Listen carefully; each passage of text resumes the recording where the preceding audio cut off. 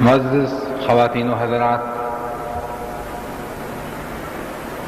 اب پروگرام کے آخر میں جس عظیم شخصیت کو دعوت خطاب دے رہا ہوں، وہ شخصیت در حقیقت کسی تعارف کی محتاج نہیں۔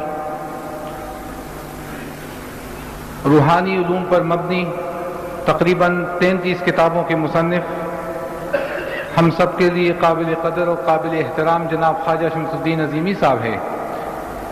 جس طرح مختلف معاشروں میں مختلف ادوار میں اللہ تعالیٰ نے بنی نوع انسانوں پر اپنے انعامات کا نزول فرمایا ہے، اسی طرح آج کی اس انسانیت سوز معاشرے میں، آج کی اس پرآشوب دور میں ان کی موجودگی، ان کا وجود ہم سب کے لیے اللہ تعالیٰ کی کسی انعام سے کم نہیں۔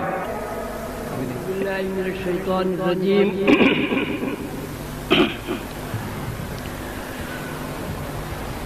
بسم اللہ الرحمن الرحیم۔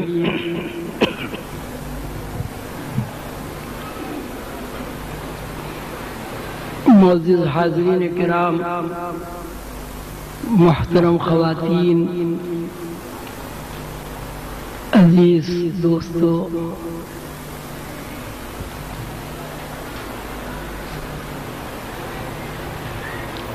اللہ تعالیٰ سے درخواست ہے کہ ہم سب کو اپنے حفظ و ایمان میں رکھے۔ آپ اور میں دونوں مل کر دعا کریں کہ اس مبارک محفل میں اللہ تعالیٰ مجھے توفیق عطا فرمائے کہ میں آپ سے وہ کچھ عرض کروں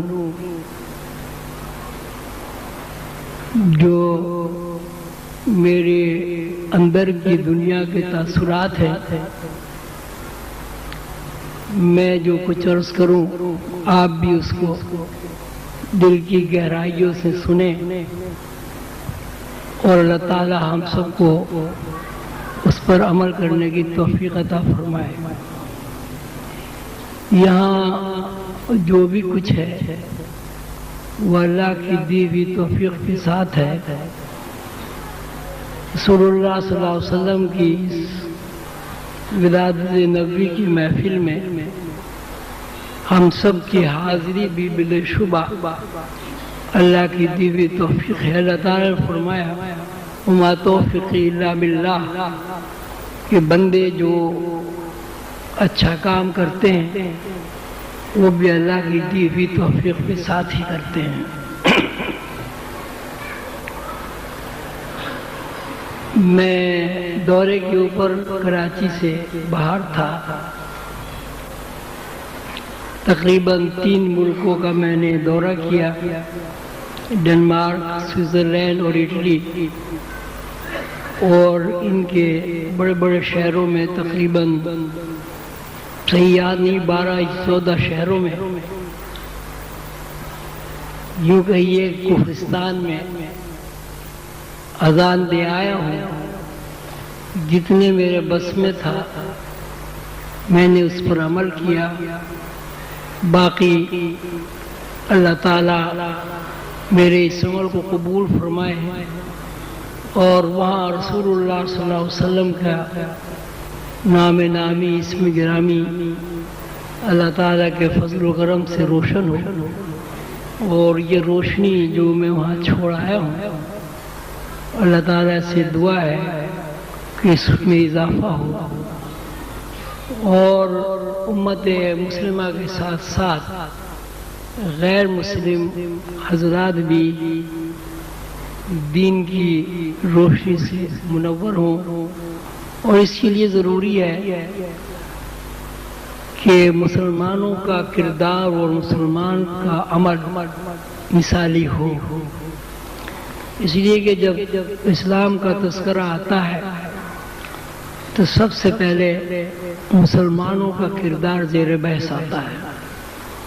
ہم جب کسی کو اس بات کی دعوت دیتے ہیں کہ آپ اسلام کے پلیٹ فارم پر ہمارے ساتھ مل کر اللہ کی وحدانیت کا اقرار کریں اور رسول اللہ صلی اللہ علیہ وسلم کے تعلیمات پر عمل کرتے ہوئے اخلاق حسنہ پر عمل کریں تو سب سے پہلے سوال یہ اٹھتا ہے کہ مسلمانوں کا اللہ کے اوپر کتنا اعتماد ہے اور مسلمان رسول اللہ صلی اللہ علیہ وسلم کی تعلیمات پر کس حد تک عمل پیرا ہیں۔